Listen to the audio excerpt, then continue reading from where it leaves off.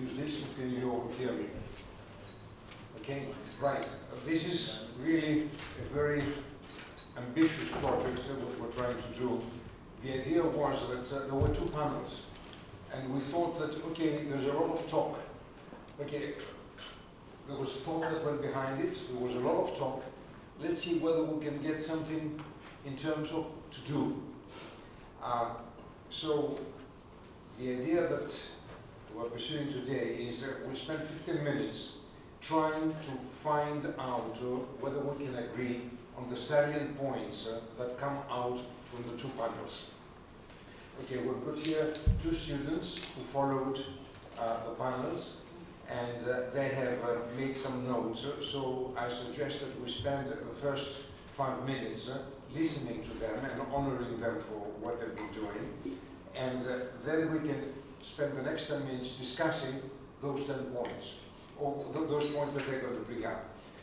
If we can then agree on 2 or 3 main ideas that could be formulated eventually into policies, then we spend, we can divide it into 2 parts. Let's say we come up with 2 ideas, divide it into 2 parts, sort of group a little bit closer together, forgetting the social distancing rules, and seeing whether we can flesh it out a little bit.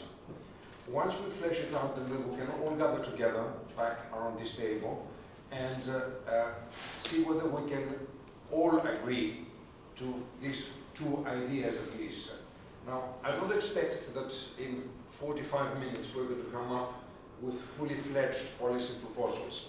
But what we can, if we can come up with some basic, 2 basic ideas on how to proceed and possibly some indications of implementation, then at the foundation we will take this over, further work on it, flesh it out, send it out to all of you who've been participating here today, and once we've come up, let's say within a period of 45 days or maximum 2 months, with a full proposal, then we will start seeing how we can first disseminate it and then try to implement it.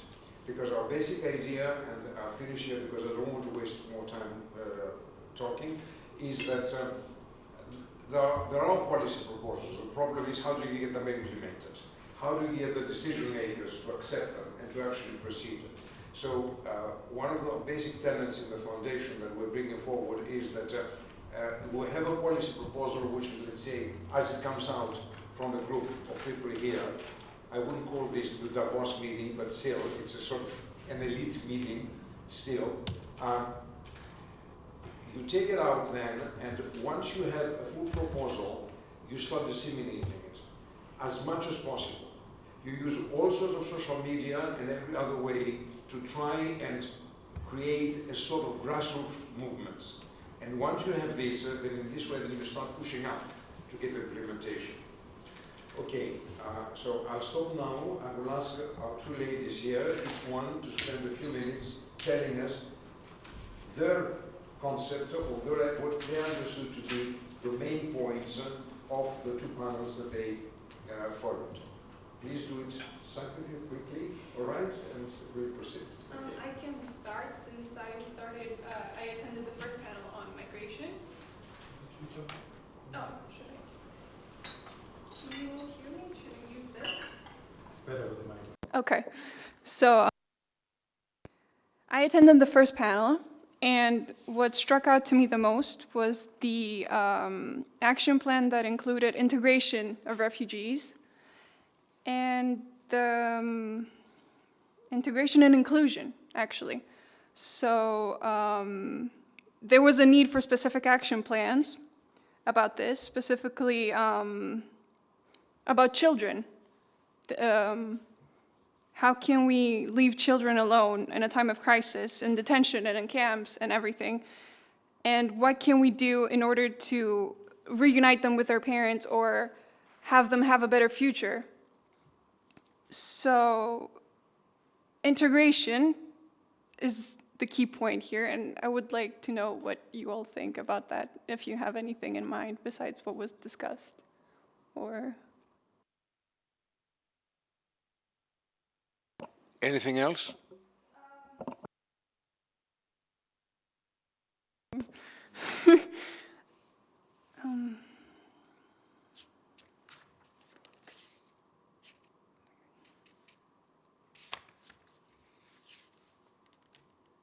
Integration and also education of children. How can we implement, education for children comes after we integrate them. So how can these children have a better future in order to be fully integrated into society and not feel like outsiders?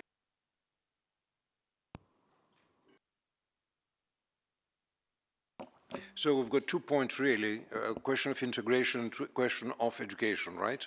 And education is of course a way of integrating people. Okay.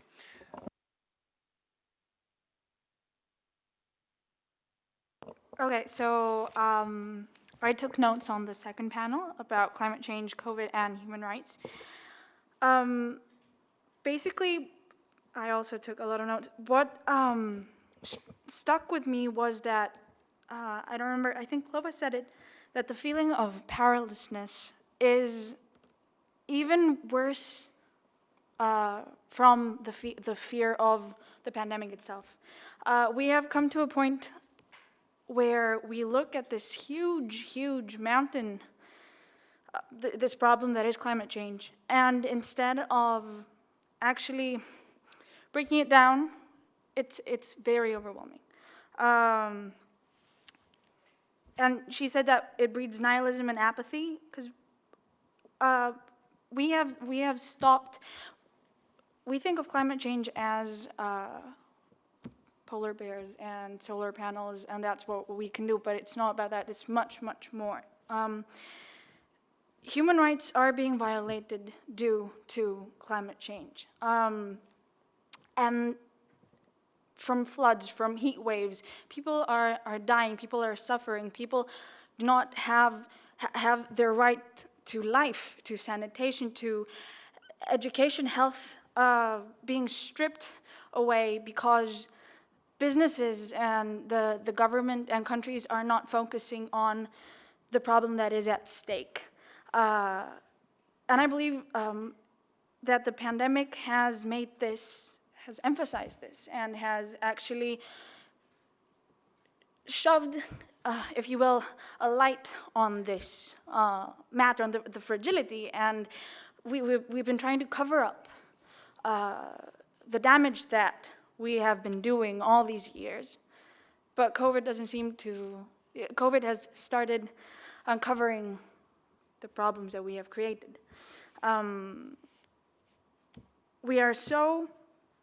The systems have been so broken, and we have based our economy on this immense consumerism of ours, which is a very difficult cycle to break. Let's stop here because we're not wasting. Can I ask that we go all around and see whether you people who participated in the panel have thought that something can come out in terms of a policy idea? Go. So thank you for those great summaries. You sparked a lot of ideas in my mind as well. So the first thing that came to mind is that there is currently no human rights law that protects refugees who are affected by climate change. So it's anticipated that by the year 2050, there will be 1 billion climate migrants, largely driven by desertification. So I think that's a very clear policy ask that needs to be implemented, that a lot of people in the human rights space are really pushing for. Yes? Yeah, okay, go ahead. Sorry. The second one around the kind of role of intergenerational exchange was basically having a right to a future. So this is something that's been explored in Wales and other parts of the world, which is young people, the emerging generation, actually having a right of the decisions that are being made today that are going to have direct impacts on the world that we inherit. The third was around policy for education of girls. So Drawdown is a really comprehensive piece of research into climate solutions, and it shows that one of the most effective solutions that we do have is educating girls and providing women reproductive rights. So that's a very clear example of why climate justice and social justice are two sides of the very same coin, so that would be another direct policy ask. The fourth would be on the way that media reports on these problems, relating to what you highlighted around this kind of powerlessness. There is no regulation around misinformation. There's no regulation around the way that we talk about these challenges in a way that does not take away people's agency, but that ignites agency. Those are my main ones.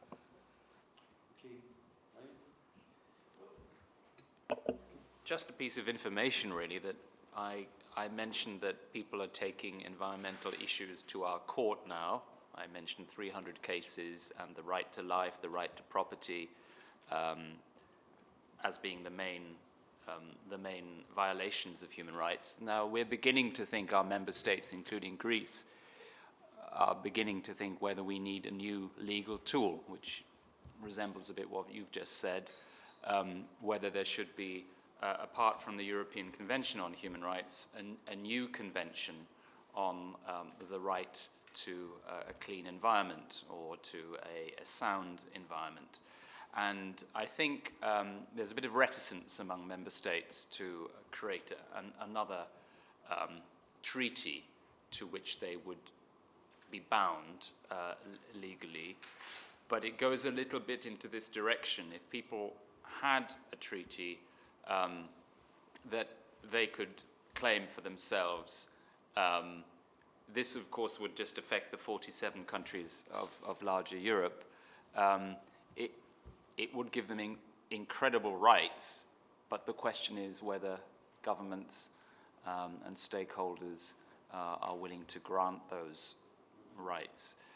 Because if you think it further, then if along those 300 cases that already exist, people could be bringing cases to the court all the time, and governments and companies will be found in violation of basic rights. So the question really is how far are governments prepared to go, and if they're reticent, I think it's because it would mean a rethink of their economy. I mean, look at the German economy. Now everything's going electric, but where are the batteries coming from? From the second or from the third world. And you probably read The Economist a couple of weeks ago was talking from petrostates to electrostates. And then human rights are violated somewhere else. And it's very complex. It's protecting your own backyard maybe, but then you're shifting the environmental problems to somewhere where those rules and regulations don't apply. So you would argue in terms of a new Charter of Human Rights that would be much more comprehensive and which would, in other words, try to take into account the problems in terms of human rights that are created due to the pandemics. And I'm talking about pandemics because I entirely agree, and actually it's an idea that we worked around with Achilles and the rest of the people, that if you really look at COVID and migration and climate change, they are really pandemics, all three of them, because they affect a lot of people. So would that be something that you have in mind? In other words, bring the Charter into able to meet the new challenges and the new problems that arise out of these global issues? What I would say is that there are a number of politicians who want to create a new convention. I mean, we have a number of treaties, a treaty against torture, a treaty against violence against women, sexual abuse of children, just to name a few of standards, gold standards that we have. We have a cybercrime convention, a convention against... So there are politicians out there who would like to create a new European treaty on climate change, which would be a human rights treaty. It would protect individuals' rights in the face of environmental degradation. And whether this is realistic, I can't say. I'm quite pessimistic looking at Europe's governments today, but there are people and politicians who would like to see this, and I can understand why.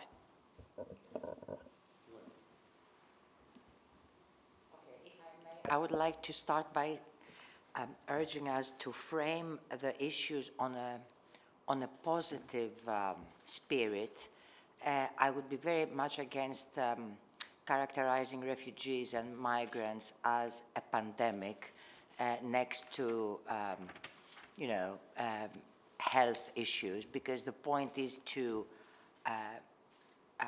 shed some light on the positive aspects, and hence my emphasis on integration. So I would say that from the point of view of refugees and migrants and human rights, there are two imperatives that I would like to see formulated somewhere on a policy document. The first is that we need to combat the idea that reception and integration are two different things, and we have to get over reception and then move to integration. I think that we cannot uphold and respect human rights if we don't include integration from day one of reception, giving meaning and voice to people, opportunities and stuff. So the first issue I would like to see is this. The second issue I would like to raise is that because it takes two parts to have a successful integration, we should never forget the part of the host society, be it at the national scale, at the European scale, or on the scale of a very small island or a small village. It is very important, what we know from academic findings, that integrated societies with new ideas and new people can have higher productivity, more well-being, higher economic performance, and higher quality of life for all newcomers and people in the host society as well.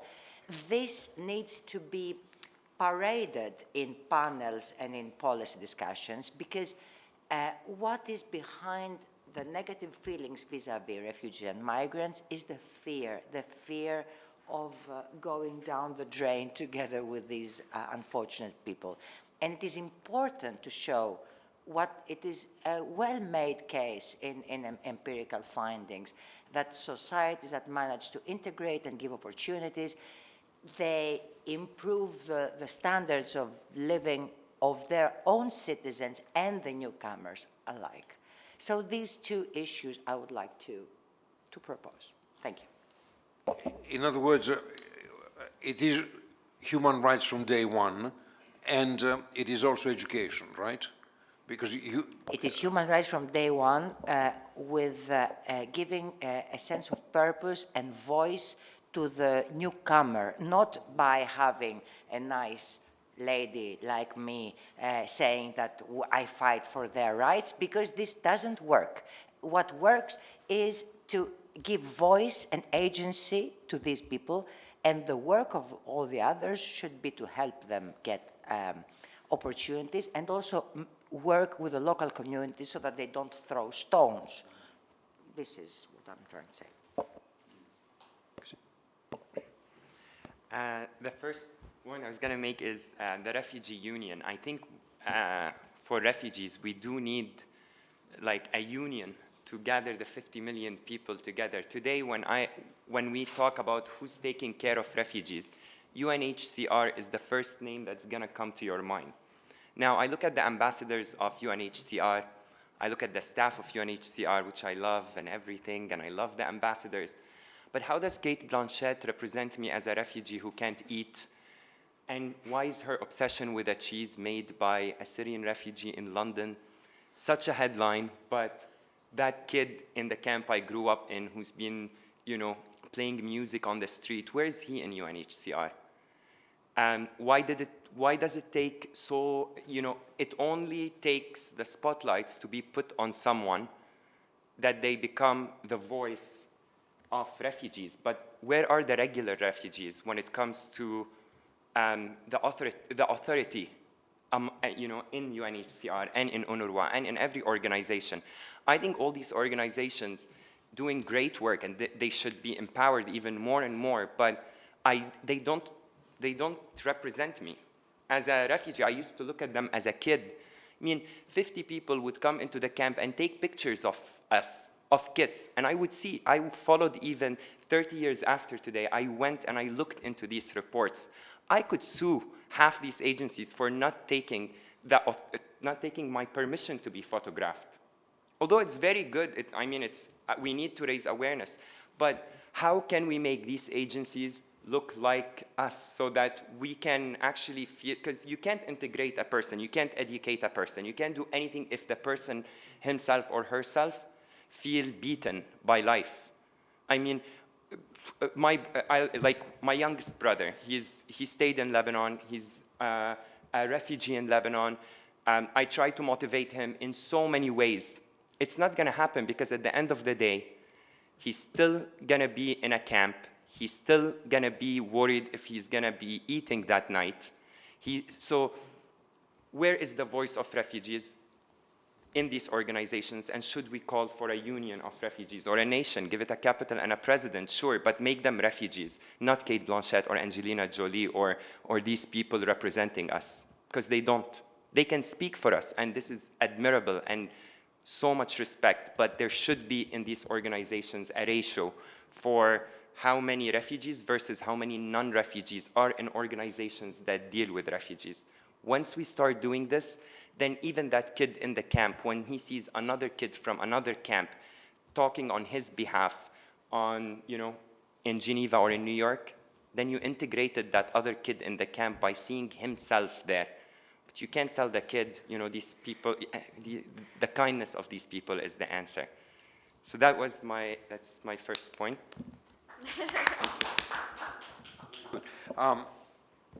I can see 1,000 problems arising out of this, like creating a union for refugees, which I think is fantastic as an idea. I mean, the thing is how you get this, the voice, as you said, of the kid heard down the, further down. And of course, what you're in effect saying, and let's be very clear about it, is that the present institutional framework is not really giving a voice to the refugees. Before I go over to Sofia Kouvelaki, let me ask you one question. You mentioned something that impressed me, and you said there is an upcoming, there are more refugees. You talked about the emerging refugee crisis. There are more coming. Mm-hmm. I mean, do you think that there's a way in which somehow there could be a body created that would monitor this and try and prevent things from happening, or not prevent, but get ready for it, readier than we were today? Because today we've been caught with our pants down with the refugee crisis, definitely. So I'm just wondering whether you have something more to say on this. The example I mentioned was about Lebanon, the emerging crisis in Lebanon, because a year from today, if we come back here in Athens and we sit down, if things go the way they are going right now, and we are aware that it is going, the first boat started sailing last week, 2 kids died just off the shore of Lebanon. This is very new and fresh. It's before we talk about this matter, the media needs to shed the light on this so we do something about it. But the media, for example, now is so centralized with the Beirut blast and the port and everything related to that, because we love Hollywood and we love action in the world. So the media is catering to that. But how much should we also bring the media into the question here? Where are these stories when they start? Because the Syrian refugee crisis, and I remember it so well, it took months. I used to hear friends of mine are taking those boats, but I wouldn't see it as a news headline.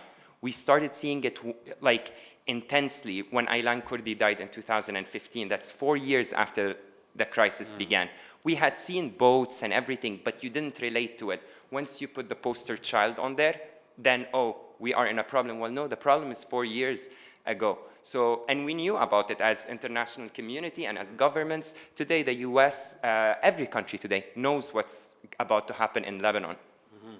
The solution here, it's, of course, in the Lebanon example, you would have to, you know, go deal with the government there, which would result also in more refugees. But if we start shedding the light properly as media on not what, you know, sensationalizes for the viewer, but on what actually is happening from its early stages, I truly believe we can do something about it. The Lebanese media now, when they started shedding the light on these 2 kids that drowned, even you as a Lebanese, when you're thinking of putting your kid's life in danger because you need a better life, you're gonna start questioning it a little bit more because people fear. In the hotel I was staying in Beirut, one of the ladies working there had planned. She paid the fee and everything to leave on one of the boats. When she saw 2 kids are dead, she canceled all her plans. So who made this lady cancel her plans and who made this lady think of alternative methods? It's the media. Okay. Before I ask Sofia Kouvelaki to say a few words, I'm sorry I've been remiss in not introducing to the rest of you Henry Alt-Hacker, who's from the Robert Bosch Foundation, and he has expressed interest in coming and watching as he's doing it, and the same is true from από τον Επίσκοπο. Και ζητώ συγγνώμη, I'm sorry I did not introduce them before. They're both here because they're interested in what we're doing and they wanted to watch. Okay? Right. Sophia, please. Thank you, Mr. Kefalas. Well, I think there are many issues that arise from the notes that the wonderful ladies have mentioned. I'm going to try and focus on integration, and I think as great as this word sounds, it's also very dangerous because we use it and we think we cover, you know, the solution to the problem. But integration is a multi-level, multi-layered notion, and it certainly needs to be broken down. We need a different approach when we're talking about children, a different approach when we're talking about youth. It depends on where it happens, for who, and how. Coming a bit to your question, can we stop this? I don't think we can stop refugees from coming. I mean, you mentioned that we're going to be having 1 billion refugees only because of climate change until 2050, and by trying to deny that this problem exists, we're never going to find a solution. I mean, the latest EU Migration Pact is flirting with the denial of the issue. I mean, integration means that we need to change the way that we talk about this issue. What Antigone said, this is an issue of the quality that affects the quality of life of everyone. So it's not an issue of the refugee crisis, it's an issue of social development. And we've seen this, we've experienced this working with children and youth. So we need to stop talking about working with refugee children. There needs to be a child protection strategy on the level of the EU. And we don't need to reinvent the wheel to do that. We just need to make a turn. I mean, we work with kids, we know what works. There needs to be a holistic network of child protection through an individualized approach where every child receives everything that she or he needs, from not only shelter or food or medical or pharmaceutical support, but social support, legal support for the asylum applications and family reunifications, mental health support. I mean, these children have gone through very, very horrible circumstances. There needs to be psychological approach, psychiatric supervision, and also the staff that works with these kids needs to be supervised and needs to be supported in order to support.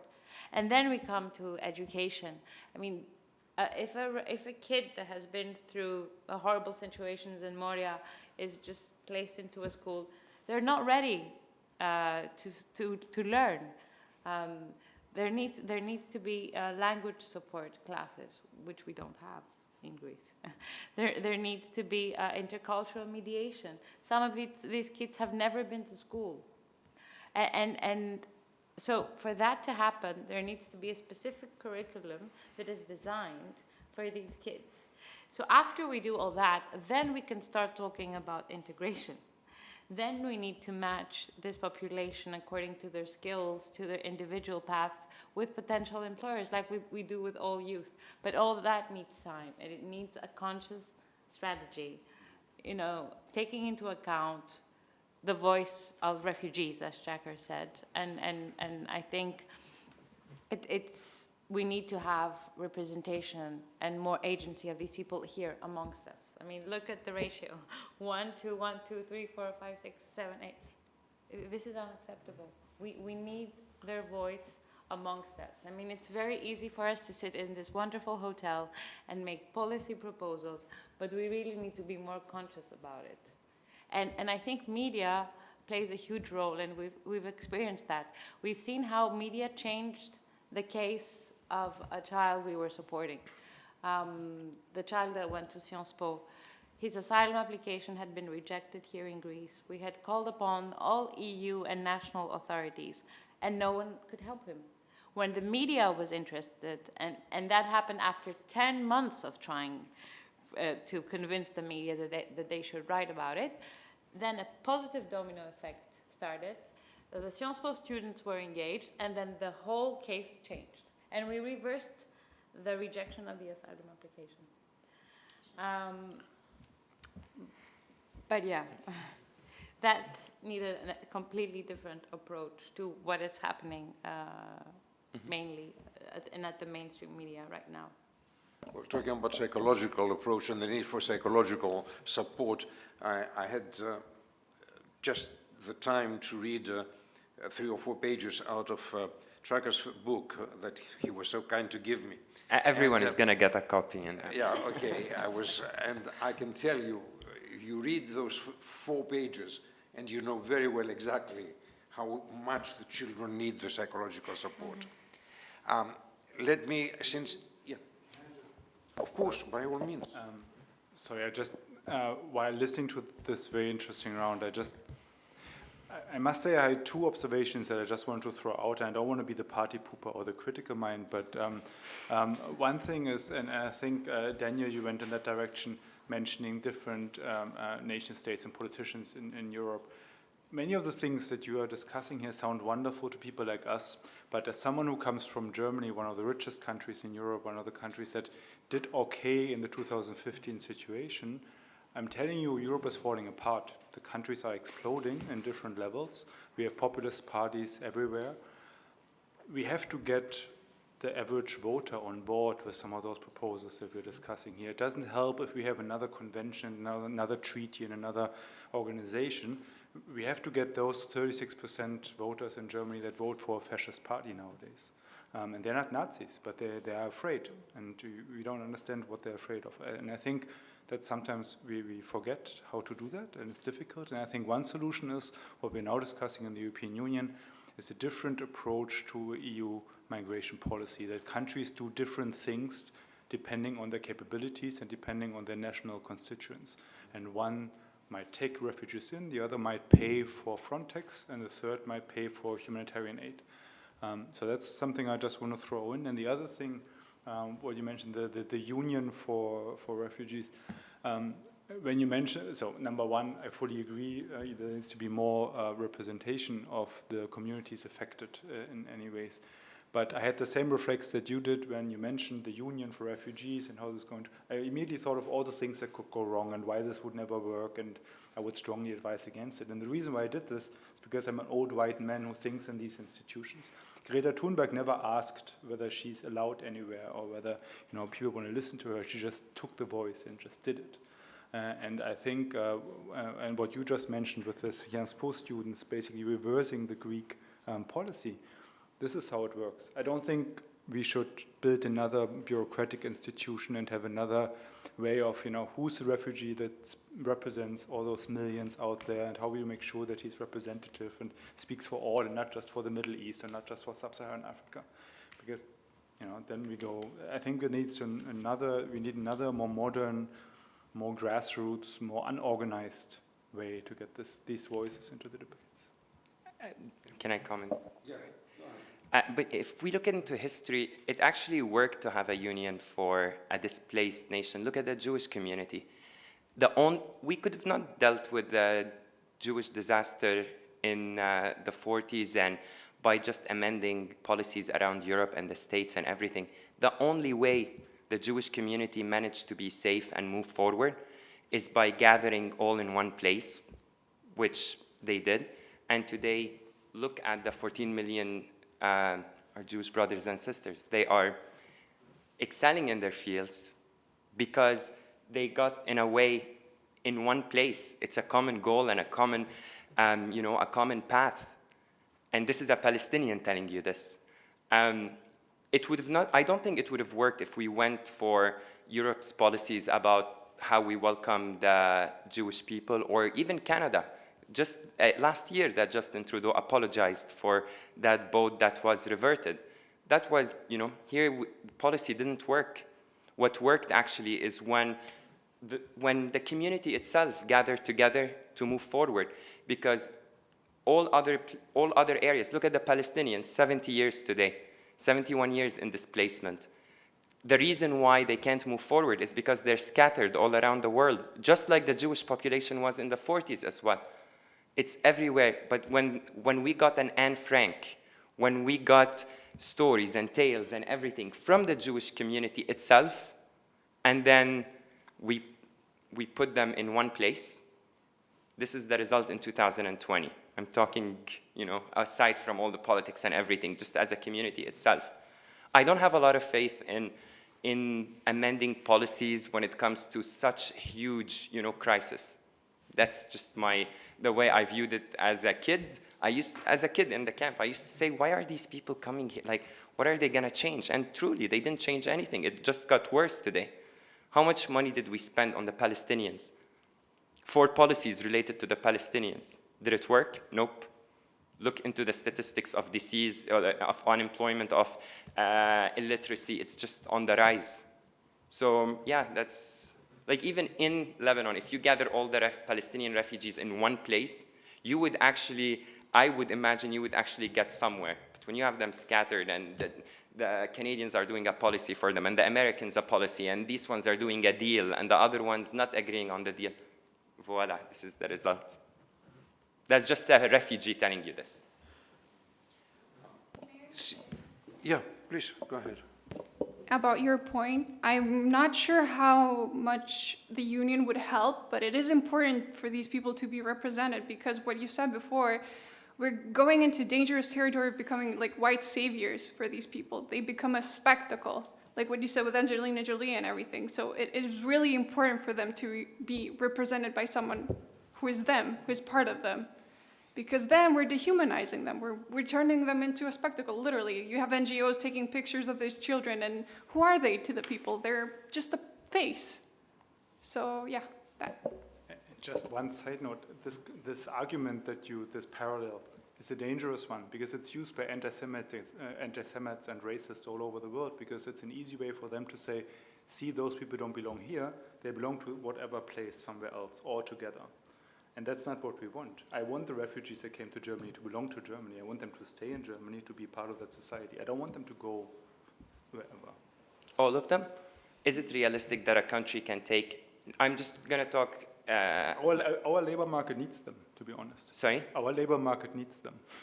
Okay, and so if you have a Lebanese refugee crisis, and then you have an Afghani, and then you have a Libyan and a Yemeni and everything, that's my fear. You can, yeah, for sure. There are more Jewish in New York than any. It doesn't mean all of them are there, but some country, there are. I don't want to say a word like there are people that will be left over in this equation of inclusion. So the ones left over, just because they don't have a good degree, or they don't have a good luck, or they don't have a good chance, these are the majority. So this is where my fear is. So only when you bring them together, that they can work together on something that's so personal and so close to them. Again, Angelina Jolie does not have in common what two refugees have. can I ask each of you to come up with the one thing that you would like to see being done right away? You're all concerned with what is happening. We're talking about three things really here. We're talking about migration, and we're talking about human rights, and somewhere behind we've talked about the pandemic and climate change. Okay, given this framework, can I ask each of you to tell me the one thing that you would like to see happening right away? What would be the one most important thing?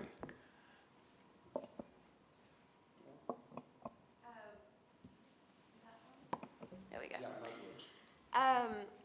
So the thing that keeps coming up for me, and I think this is also where a lot of... Can you talk a little bit closer to Yeah, the sure.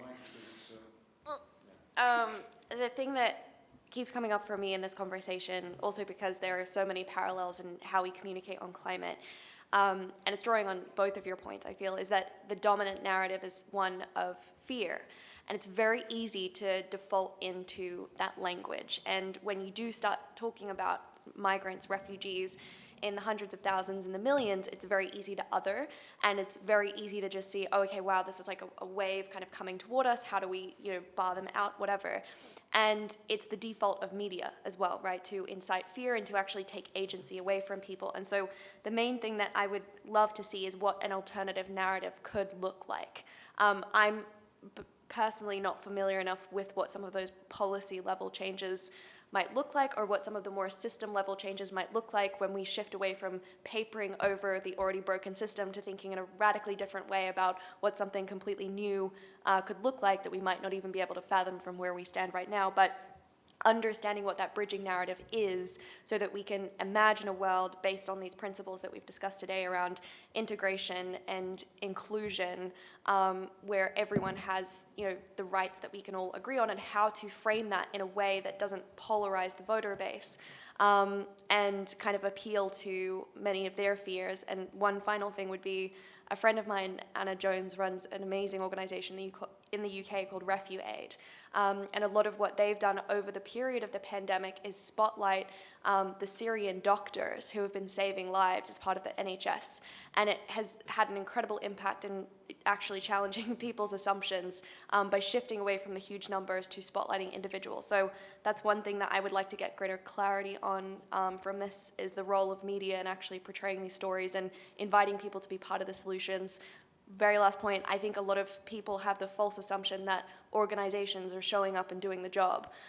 Anna, when she went and saw the refugee crisis firsthand, she met someone from the UN who was doing a 3-month risk assessment to determine whether or not they should get involved. And her assumption was that these big kind of multilateral organizations were already doing it. So I think there's also a lack of awareness from the public about what's actually going on, and the fact that there is this huge void in leadership. So that's what I would love to see from this.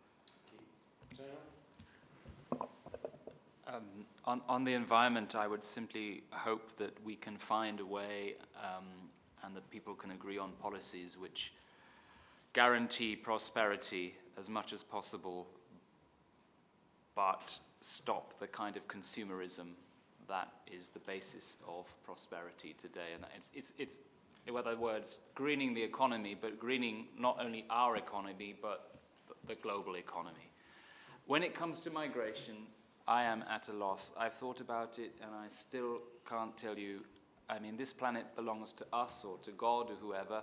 Why should anybody be stopped from going to anywhere else? This is what we've all done. We've migrated. Europe is, and on the other hand, there is the argument that we always hear, yes, but if we let that happen, I mean, just a couple of days, Switzerland was talking about EU migration. Should more EU citizens be able to go to Switzerland? This is the high-level end of it. If we do that, then we lose democracy, and people drift off, and we close borders, and we have racism, and all the rest of it. So some of the policies that you hear today from the EU are all based on the assumption people should be able to live happily where they are. That is the aim of the game. You know, we're not going to manage the solidarity. So basically, we're trying to say, okay, we'll have safe borders, and at the end of the day, we want people to be happy where they are. But that's not the way the world has evolved. The world has evolved because people have always been on the move. So personally, I'm really in that dilemma. As a politician, probably I would go to and find some sort of middle ground. But as a human being, should I stop somebody? I mean, I've moved from country to country. I'm just happy that I'm in this part of the world. But why should somebody be stopped from just seeking a better future by crossing a border? I mean, will we ever get that way? Will we ever come to that sort of situation where we say, no, we can't stop people. This is not our planet, but everybody's planet.